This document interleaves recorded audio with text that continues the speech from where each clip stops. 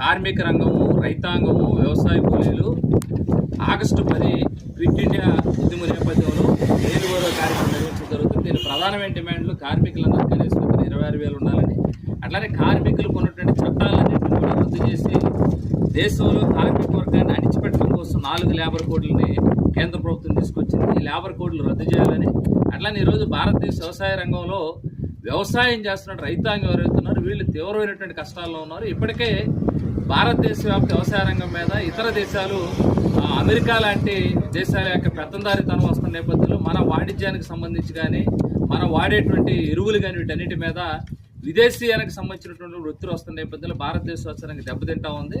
ఈరోజు అందుకనే గతంలో బ్రిటిష్ వాళ్ళకి వ్యతిరేకంగా పోరాటం చేసినట్టు భారతదేశ ప్రజలు ఈరోజు భారతదేశ వ్యవసాయ రంగాన్ని కాపాడుకోవడానికి, కార్మిక రంగాన్ని రక్షించుకోవడం కోసం ఉమ్మడిగా క్విట్ ఇండియా ఉద్యమం నేపథ్యాన్ని పురస్కరించుకుని ఆగస్టు 10 జైలుబోరో కార్యక్రమం ఇవ్వడం జరిగింది.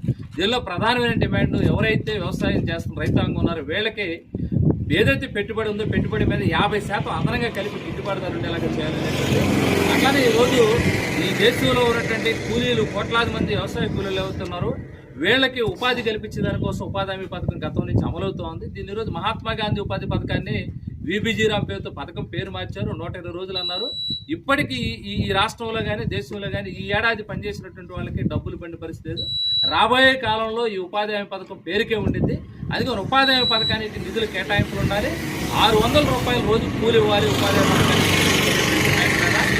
అట్లాగే ఈ దేశంలో ఉన్నటువంటి ప్రజానీకం ఎవరైతే ఉన్నారో వీళ్ళందరికీ కూడా ఉపాధి అవకాశాలు కల్పించాలన్న దానికోసం ఈ క్విట్ ఇండియా ఉద్యమం పురస్కరించి ఆగస్టు 10వ తారీఖు నాడు జైలుబోరో జరుగుతోంది. రేపల్లె పట్టణంలో కూడా నియోజకవర్గ కేంద్రంలో జరిగే జైలుబోరోలో కార్మిక వర్గము, రైతాంగం, వ్యవసాయ కూలీలు మొత్తం ప్రజానీకం అందరూ పాల్గొని జయప్రదం చేయాలని చెప్పేసి ఈరోజు ఈ ప్రచార కార్యక్రమం కార్మిక వర్గం దగ్గర రైతాంగం, వ్యవసాయ కూలీలు ఈ కార్యక్రమాన్ని తీసుకుంటారు.